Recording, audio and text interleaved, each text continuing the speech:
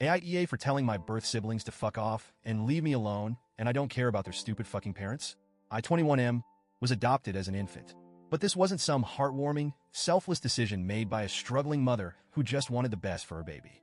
No, I was abandoned. I was found in an alleyway, wrapped in nothing, left in a low-visibility area where I could have easily been overlooked. No note, no sign that someone cared about what happened to me. I was discarded like trash. I don't remember any of this, obviously, but it made the news at the time. I've seen the old newspaper clippings.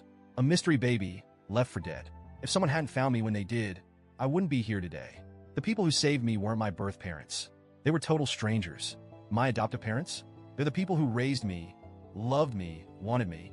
They were honest with me from a young age about my adoption, but they never made me feel othered. I was part of their family, no questions asked. I grew up with siblings, all biological to my adoptive parents, but they never treated me like anything less than their brother. I had a childhood filled with love and laughter, and that was enough for me. I never felt the urge to go looking for my birth family. I never had some big identity crisis. The people who abandoned me had made their decision. And honestly, I didn't care why. That was my stance for most of my life.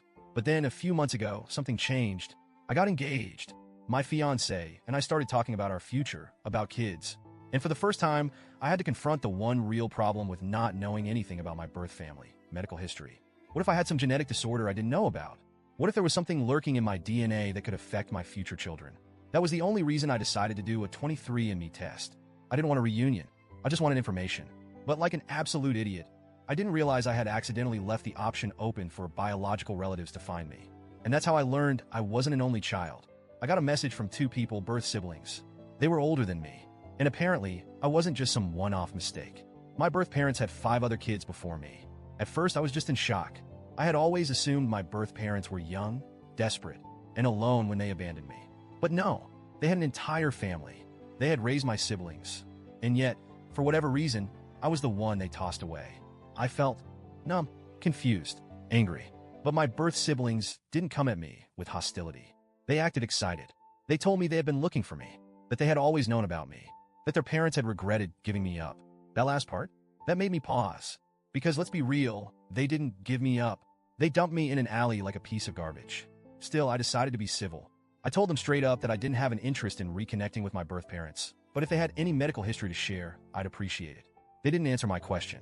Instead, they kept pushing to tell me my birth parents' real story. I shut it down. I told them, flat out, that I didn't care why my birth parents abandoned me.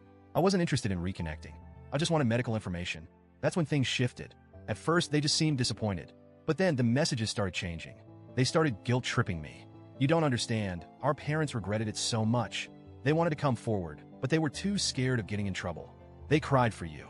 You were never forgotten. You owe it to them to at least hear them out. That last one, that's when I started getting pissed. I didn't owe them or their parents anything. If my birth parents had really regretted what they did, they would have come forward regardless of the consequences. They would have fought to get me back. Instead, they let me grow up thinking I was unwanted and discarded. And now, when I have a life without them, when I've moved on, they suddenly want a second chance? No, absolutely not. I blocked my birth siblings. I thought that was the end of it. But then, they found me on social media. I started getting messages from different accounts. They kept insisting we were family, that I was the missing baby, that their mom cried for me every night, that I was being cruel for shutting them out. They said I was being unfair, that it wasn't my mom's fault, that she was young and overwhelmed, that she and my father had just panicked. But you know what? They weren't too young to raise my 5 older siblings. They weren't too overwhelmed to keep them. So what was different about me? Was I an accident? Were they just sick of having kids? Was I just too much? I didn't care about their excuses. I was done. I ignored them. I blocked them again. But they kept making new accounts. This went on for almost 3 months.